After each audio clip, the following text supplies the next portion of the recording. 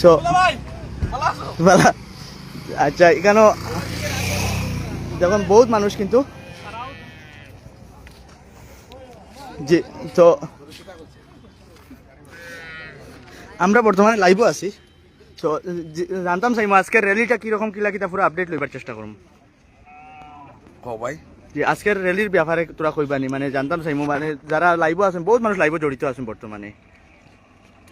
আমরা এটা বিবেচনা করিয়া আমরা নমিনেশনের দিন আমরা র্যালি করছি না, যেহেতু এই সময় একটা ঝড় বৃষ্টি মানুষেরও যথেষ্ট ক্ষতি হয়েছে, যার জন্য আমরা ওদিকে আসলাম।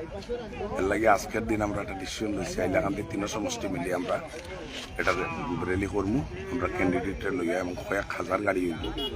আপনারা দেখরা এখন পর্যন্ত গাড়ি, আর এখন পর্যন্ত 1 গ্রাম থেকে বাজু এখন পর্যন্ত পুরা জাম। এর লাগিয়া একটু সময়ের কয়টা থেকে র্যালি স্টার্ট হইব? এখান থেকে আমরা তো ওয়ার কথা আছিল 1টা, এখন বাজি আসছে 1:30। একটু এদিক ওদিক হয় যেহেতু ইলেকশন টাইম। শেষ হইব কোন জায়গা থেকে? গারমুরা।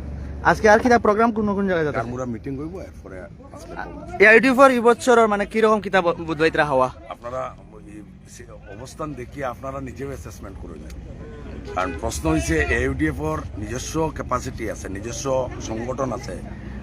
AUDF-র প্রত্যেকটা সেন্টারও নিজস্ব মানুষ আছে, যারা ভোটার আছে, কিন্তু কংগ্রেসের কিচ্ছু নাই। এর লাগে আমি অ্যাপিল করি আর যে যদি আমরা এই সিটটা জিততে হয়, দয়া করিয়া সব যার আছে, এখন যার 50 আছে এর লগে যদি 20 মিলাইতে 70 হইব, আর যার 20 আছে এর লগে 50 মিলানি লাগবে। অতএব বিবেচনা করাটা প্রয়োজন।